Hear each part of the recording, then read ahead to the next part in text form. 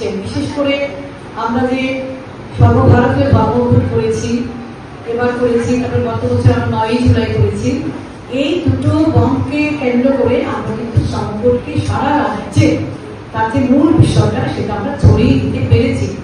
হয়তো সর্বাত্মক হয়নি, কিন্তু বেশিরভাগ কমরেডরা কিন্তু এই বিষয়টা অবগত আছে।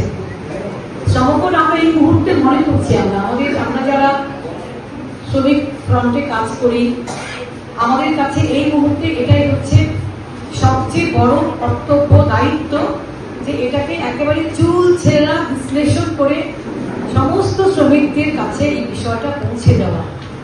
শ্রমজীবী মানুষ মানে আমরা মনে করি ভারতবর্ষের কোটি কোটি মেহনতি মানুষ, যাদের কাছে এই শ্রমকোট ভয়ঙ্কর দিন সামনের দিকে তুলে ধরছে। আপনারা দেখছেন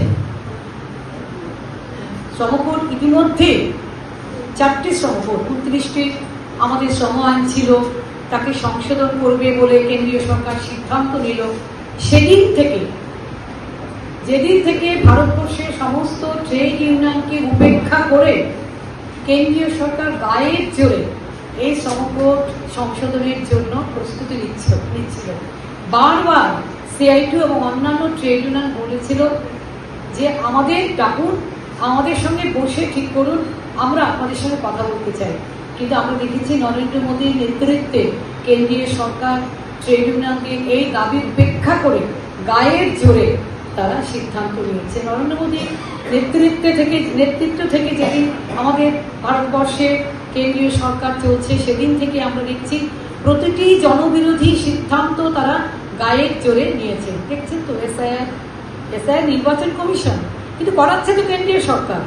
প্রত্যেকটি সিদ্ধান্ত তারা গায়ের জোরে নিচ্ছে। কোথাও আমাদের আশাকর্মী অসংখ্য, আমাদের হস্তকারু, আমাদের তাঁত, আমাদের ভাট্টা, আমাদের অসংখ্য হাজার হাজার আমাদের রাজ্যে শ্রমিক কর্মচারীরা আছেন, তাদের সামনে কিন্তু একটা খুব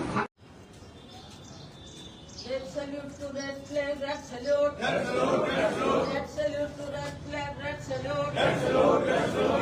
Professor Divas Jindabad. Jindabad, Jindabad. Professor Divas Jindabad. Jindabad, Jindabad. Long live CITU, long live. Long live.